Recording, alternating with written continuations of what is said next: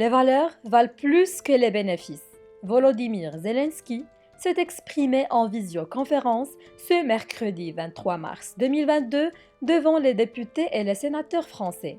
Et il n'a pas oublié de pointer du doigt les grandes entreprises françaises présentes économiquement en Russie.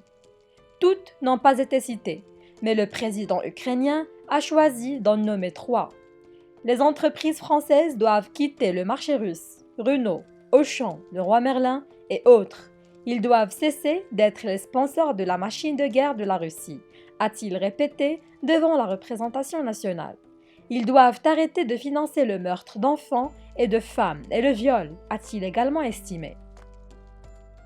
Renault a une forte présence sur le marché russe depuis 2012, via son rachat du groupe Avtovaz, qui fabrique les voitures Lada, numéro 1 du marché de l'automobile dans le pays, avec près d'un tiers des ventes. La Russie représente également le deuxième marché international pour le constructeur français. Renault est d'autant plus exposé qu'il est associé en Russie avec le conglomérat public russe Rostec, dirigé par Sergei Chemezov, un allié de Vladimir Poutine. La marque aux losanges n'est pas la seule dans ce cas. Les distributeurs du groupe Mullier, dont Auchan et Decathlon, ou encore Leroy Merlin, sont également bien implantés dans le pays dirigé par Vladimir Poutine depuis 2000. Pour le spécialiste du bricolage Leroy Merlin, la Russie, avec 36 000 salariés et 107 magasins dans 62 villes, est le deuxième marché derrière la France et représente plus de 18% de son activité.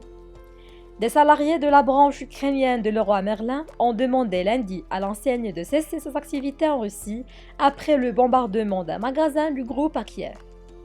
Quant à Auchan, elle compte 30 000 collaborateurs et 231 magasins dans le pays, où l'enseigne a réalisé 3,2 milliards d'euros de chiffre d'affaires en 2021, soit environ 10% de ses revenus. L'enseigne sportive Decathlon y exploite quant à elle pas moins de 60 magasins. Pour le moment, le groupe Mullier, comme Renault, tente de faire profil bas sur le sujet et ne s'exprime pas officiellement.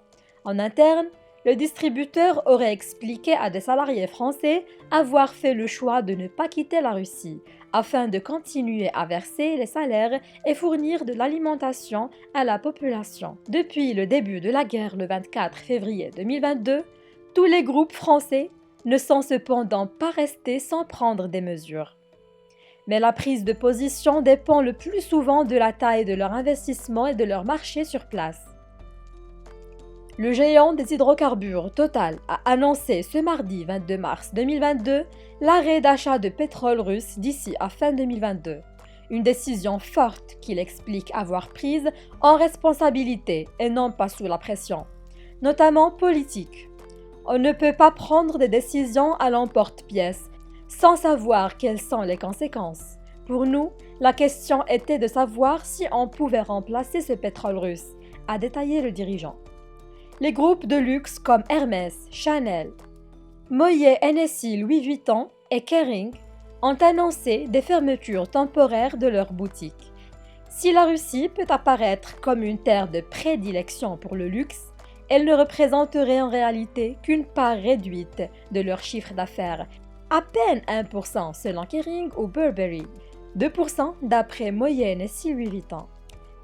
Le 6 mars, le groupe français d'agroalimentaire Danone avait indiqué poursuivre ses activités en Russie, où il réalise 5% de ses revenus et emploie 8 000 salariés, mais suspendre tout investissement dans le pays.